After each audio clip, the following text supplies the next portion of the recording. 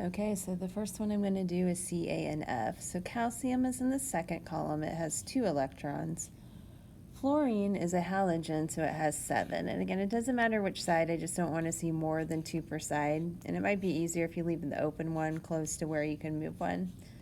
So this is an ionic compound with a metal and a nonmetal. So the metal likes to give electrons to the nonmetal. So once I move the electron from calcium to fill fluorine, fluorine's done. It doesn't want any more. It has 7. It just wants 8. So I need another fluorine to take a second one.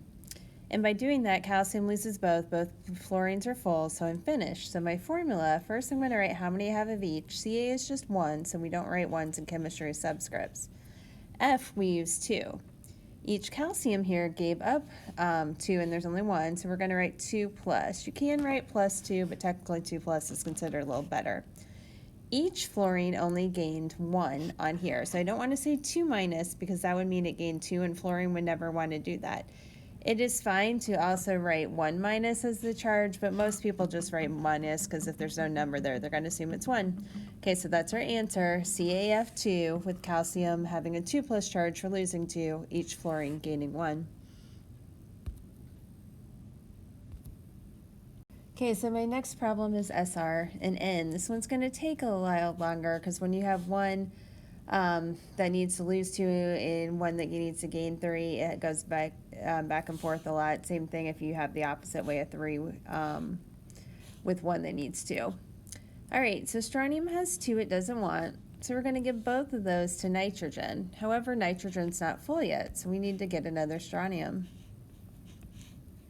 Now that fills that, but looks that we have strontium here, which does not has an electron it still needs to lose. So it can give this to another nitrogen, but see we have 2 more spots. So I'm going to add another strontium, and then finally we'll have this full once we add the third strontium. So we use 3 SRs and 2 Ns. Each strontium gave up 2 electrons, so it's 2 plus. Each nitrogen accepted 3. So again, your formula with the charges should tell the story. There were 3 strontiums and 2 nitrogens. Each strontium gave up 2. Remember, that's a positive charge, like the sweater.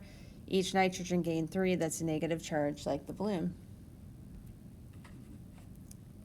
All right, so now we're ready to do some covalent bonding. Remember, that is between 2 nonmetals, and they are going to share the electrons. You have to figure out how to make everything have 8, except for hydrogen just wants to have 2. So your first one is PF3. P has 5, and then there are 3 fluorines, each has 7.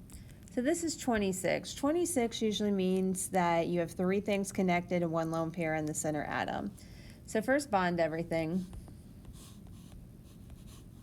That used 6. Now we're going to fill up our octets. That's 6 more, so 12. Here's 6 more, which is 18. And then 6 more, it's 24. So the remaining ones here need to go in P. Remember, P is pretty electronegative, so it's going to keep a pair of electrons to itself. You don't have to do shape or polarity on the quiz, but this would be polar because there's a lone pair. And it is 3 bonded, 1 lone pair. So this would be trigonal pyramidal.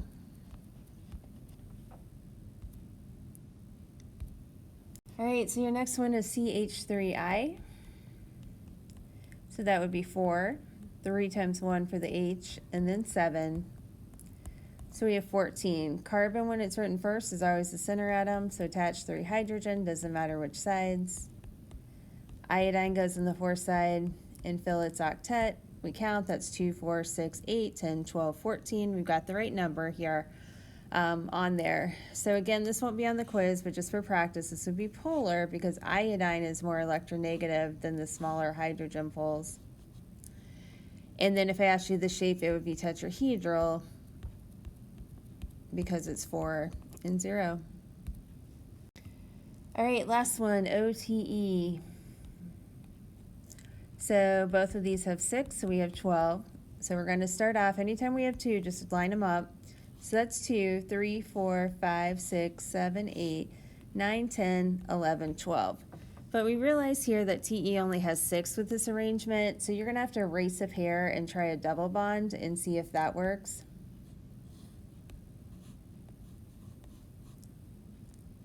So if I then make a double bond, now there's 4 in the middle, O has 4 more, so that's 8, and then 4 in the middle, and then 4 with it.